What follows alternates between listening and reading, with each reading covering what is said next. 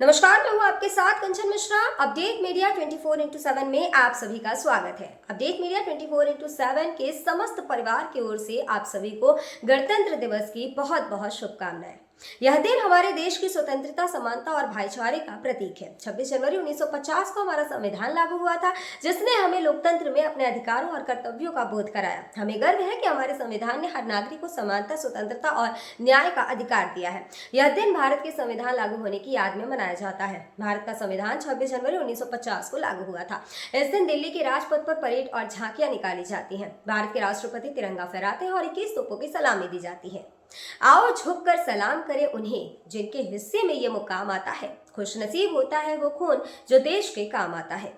ना पूछो जमाने से कि क्या हमारी कहानी है, हमारी पहचान तो बस इतनी है कि हम सब हिंदुस्तानी हैं। ना जियो धर्म के नाम पर, ना मरो धर्म के नाम पर, इंसानियत ही है धर्म वतन का, बस जियो वतन के नाम पर। एक बार फिर से आप सभी को अपडेट मीडिया 24x7 के समस्त परिवार की ओर से गणतंत्र दिवस की बहुत। भारत का गणतंत्र दिवस 26 जनवरी को क्यों मनाया जाता है? जैसा कि आप जानते हैं कि गणतंत्र दिवस हमारा राष्ट्रीय पर्व है जो 26 जनवरी को मनाया जाता है। हर साल गणतंत्र दिवस के दिन भव्य परेड का योजना बनाया जाता है जो इंडिया गेट से राष्ट्रपति भवन तक होता है। इस परेड के दौरान थल सेना, वायुसेना और नौसेना के जवान शामिल होते हैं। इस परेड के दौरान तीन सेनाओं के प्रमुख राष्ट्रपति को सलामी देते हैं। यही नहीं, इस दिन तीन सेनाएं आधुनिक हथियारों का प्रदर्शन भी करती हैं जो राष्ट्रीय शक्ति का प्रतीक है। लेकिन आप जानते हैं कि गणतंत्र दिवस 26 जनवरी को ही क्यों मनाया जाता है? दरअसल 1950 ईस्वी में मुझे भारत सरकार अधिनियम को हटाकर भारत का संविधान लागू किया गया था। संविधान को लागू करने के लिए 26 जनवरी का दिन इसलिए चुना गया क्योंकि साल 1929 में दिसंबर में लाहौर में भारतीय राष्ट्रीय कांग्रेस का अधिवेशन पंडित जवाहरलाल नेहरू की अध्यक्षता में हुआ था। इस अधिवेशन में प्रस्ताव पारित कर इस बात की घोषणा की गई कि यदि अंग्रेज सरकार द्वारा 26 जनवरी 1930 तक भारत को स्वतंत्र देश का दर्जा नहीं दिया गया तो भारत को पूर्ण रूप से स्वतंत्र देश घोषित कर दिया जाएगा। जब अंग्रेज सरकार ने कुछ नहीं किया तब कांग्रेस ने 26 जनवरी 1930 को भारत को पूर्ण स्वराज घोषित कर दिया। 26 जनवरी 1950 के दिन सुबह 10:18 पर भारत एक गणतंत्र बना। इसके 6 मिनट बाद 10:24 पे राजेंद्र प्रसाद ने भारत के पहले राष्ट्रपति के रूप में शपथ ली। इस दिन पहली बार बतौर राष्ट्रपति डॉक्टर राजेंद्र प्रसाद बग्घी पर बैठकर राष्ट्रपति भवन से निकले थे। इस दिन पहली बार भारतीय सैन्य बल की सलामी ली। पहली बार उन्हें गॉर्ड ऑफ स्वामित्व दिया गया था। गणतंत्र दिवस के दिन भारत में राष्ट्रीय अवकाश भी घोषित किया जाता है। यह हमारे देश के लिए बेहद ही खास पर्व है। साथ ही यह हमारे लिए बेहद ही गर्व का विषय है कि हमारे राष्ट्र को एक गणराज्य के रूप में स्थापित हुए 76 वर्ष पूरे हो चुके हैं। देश की संप्रभुता और एकीकरण को दर्शाने वाला यह त्योहार हर भारतीय के मन में देशभक्ति की भावना का संचार करता है। 26 जनवरी 1950 21 तोपों की सलामी के साथ तिरंगा फहराते हुए राष्ट्रपति डॉक्टर राजेंद्र प्रसाद ने स्वतंत्र भारत का स्वनिर्मित संविधान लागू किया। भारत के नए युग की शुरुआत के साक्षी देशवासियों सहित सी गोपालाचारी, जवाहरलाल नेहरू, सरदार पटेल जैसे गणमान्य बने। मात्र 3 साल पहले आजादी की सुबह देखने वाले देश ने अपना संविधान बनाकर विश्व को अपनी संप्रभुता का परिचय दिया। हालांकि ये डगर इतनी आसान नहीं थी। इतिहास के पन्नों को टटोले तो मालूम होता है कि स्वराज के साथ ही अपने संविधान, हक और हुकूम की लड़ाई बेहद चुनौती भरी थी। दरअसल अंग्रेजों की गुलामी से त्रस्त देशवासियों को प्रथम विश्व युद्ध के दौरान एक सुनहरा अवसर हाथ लगा जब ब्रिटेन की ओर से मदद की गुहार लगाई गई। भारतीयों ने सहर्ष प्रस्ताव स्वीकार किया और वर्ल्ड वॉर में ब्रिटेन के साथ खड़े नजर आए। यह उद्देश्य के साथ कि उन्हें आगे चलकर अंग्रेजों की हुकूमत से आजादी मिल जाएगी। लेकिन एक बार फिर अंग्रेज अपनी बात से पलटते नजर आए और आजादी के बदले लेकर आए भारत सरकार अधिनियम 1919। इस अधिनियम का असर ये रहा कि देश के कुछ बड़े प्रांत में दोहरी शासन प्रणाली व्यवस्था लागू हुई। इसके तहत स्वास्थ्य, शिक्षा, कृषि जैसे विषयों को भारतीय मंत्रियों के सम्मुख सौंप दिया गया था। वहीं दूसरी तरफ से सैन्य, रक्षा और विदेशी मसले जैसे अहम मुद्दे वायसराय के अधिकार क्षेत्र में रहे। इसके अनुरूप भारतीयों को यह आश्वासन दिया गया कि इस अधिनियम से पड़ने वाले प्रभावों का विषय में भविष्य में आकलन किया जाएगा। अंग्रेजों के इसी कदम ने जमीन तैयार की साइमन कमीशन की। जो साल 1928 में भारत की धरती पर दाखिल हुआ।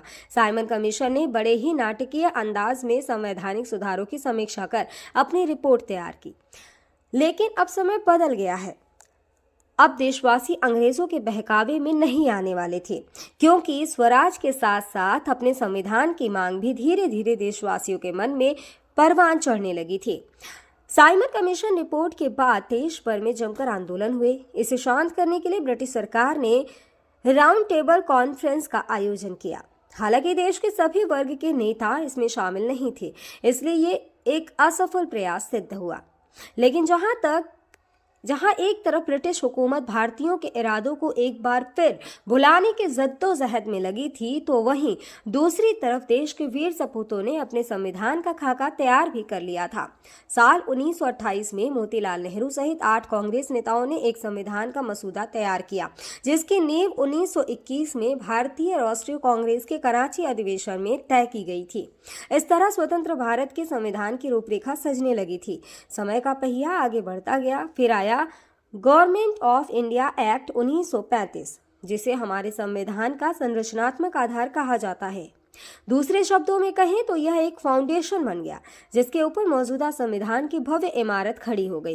एक्ट 1935 भारत के लिए आज़ादी की सुगबुगाहट के साथ आया, लेकिन आज़ादी की आहट के साथ मुस्लिम लीग और कांग्रेस के बीच मतभेदों की खाई गहरी होती जा रही थी।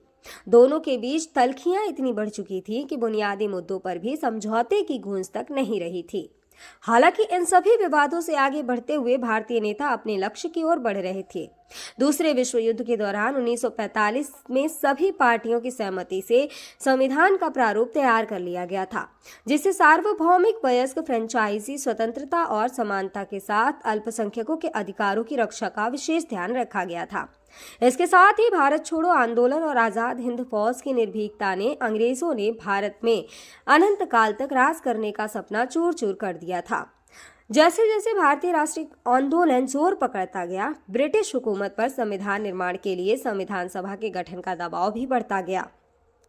इस गहमा गहमी के बीच आखिरकार 9 दिसंबर 1946 में नई दिल्ली के संवैधानिक हॉल में संविधान सभा की पहली बैठक हुई, जिसमें महात्मा गांधी को छोड़कर उस वक्त के राष्ट्रीय आंदोलन से जुड़ी करीब हर बड़ी शख्सियत शामिल थी, जिसका मुस्लिम लीग ने भारत को 2 हिस्सों में बांटे नए मुल्क पाकिस्तान की मांग को लेकर बैठक का बहिष्कार किया।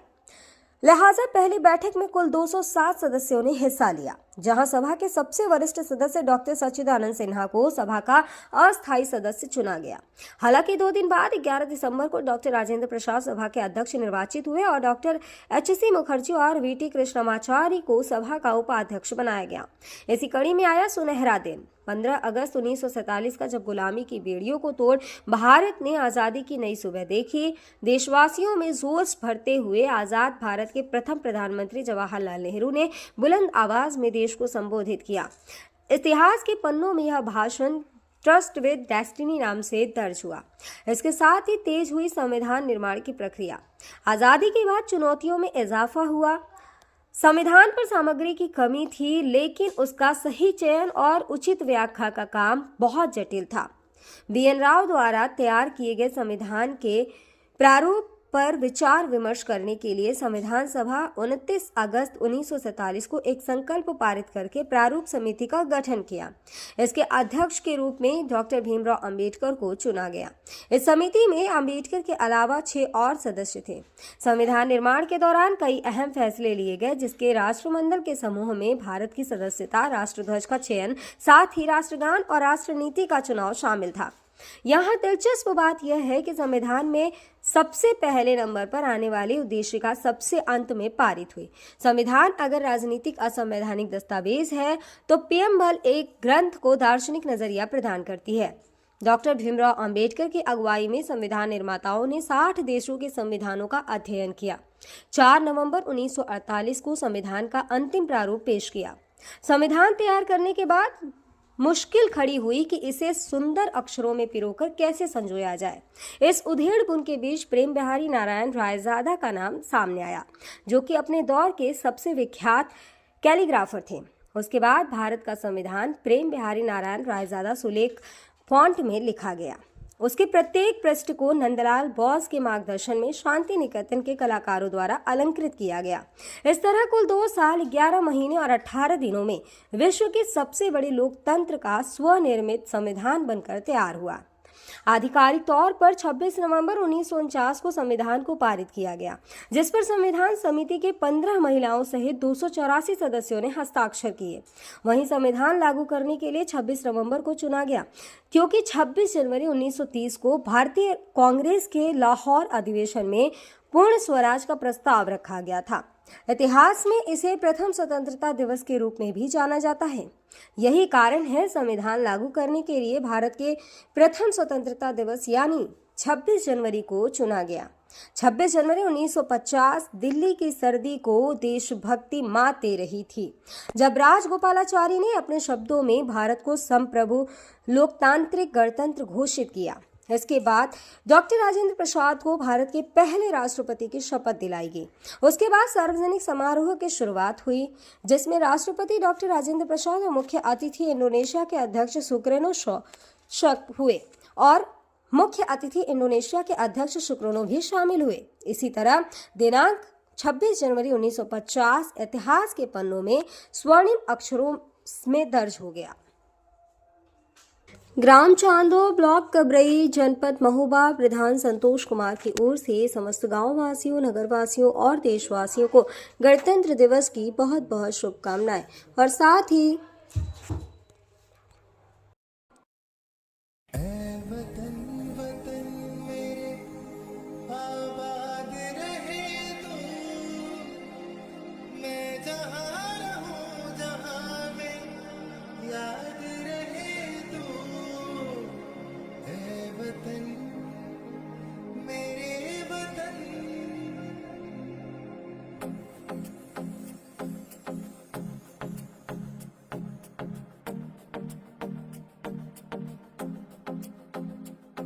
मेरा रंग दे,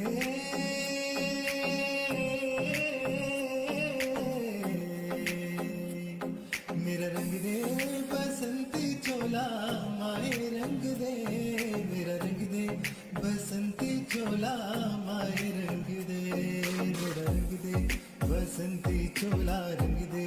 भारत में एक और बीमारी ने दस्तक दे दी है। ये बीमारी है HMPV। चीन के बाद अब भारत में भी HMPV ने दस्तक दे दी है। भारत में HMPV के 2 केसेस मिले हैं, जिसके बाद लोगों के मन में डर और सवाल पैदा हो गए हैं।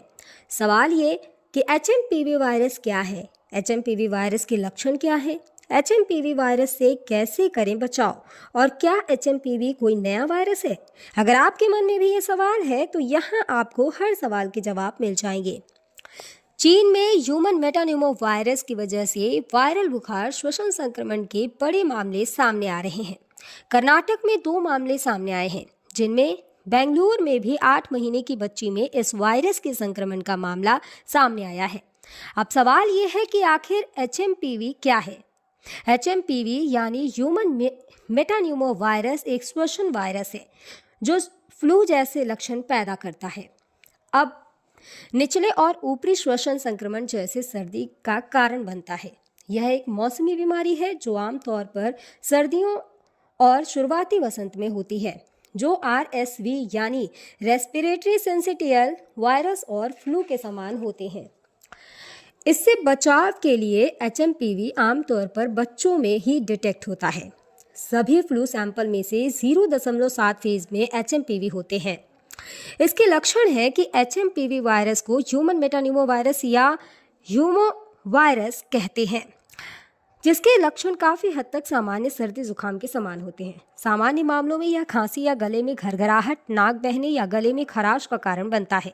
छोटे बच्चों या बुजुर्गों में HMPV का संक्रमण गंभीर हो सकता है। कमज़ोर ह्यूमन सिस्टम वाले लोगों में भी ये वायरस गंभीर बीमारी का कारण बन सकता है। कहा जा रहा है कि इस वायरस से संक्रमित मरीजों में सांस लेने में दिक्कत और फ्लू जैसे लक्षण दिखाई दे रहे हैं। इसके इलाज के लिए ज़रूरी है कि इसमें सबसे ज़रूरी होता है कि अगर आपको HMPV के होने का संदेह होता है या इस तरह के कोई लक्षण आपको नज़र आते हैं तो बिना डॉक्टर के सलाह के कोई भी एंटीवायरल दवाओं का इस्तेमाल ना करें। सांस की बीमारी से जुड़े एक्सपर्ट ने लोगों को मानव मेटान्यूमो वायरस से लड़ने के लिए एंटीवायरल दवाओं का आंख बंद कर उपयोग न करने की सलाह दी है। ऐसे में सावधानी बरतें और बिना डॉक्टर के सलाह के कोई भी दवा न लें। फिलहाल इसका कोई टीका अब तक नहीं है। इसके लक्षण जैसा हम पहले ही बता चुके हैं कि सर्दी जुकाम होते हैं। 2023 में England, Britain, Finland, Australia, Canada, America और चीन में HMPV का पता चला था।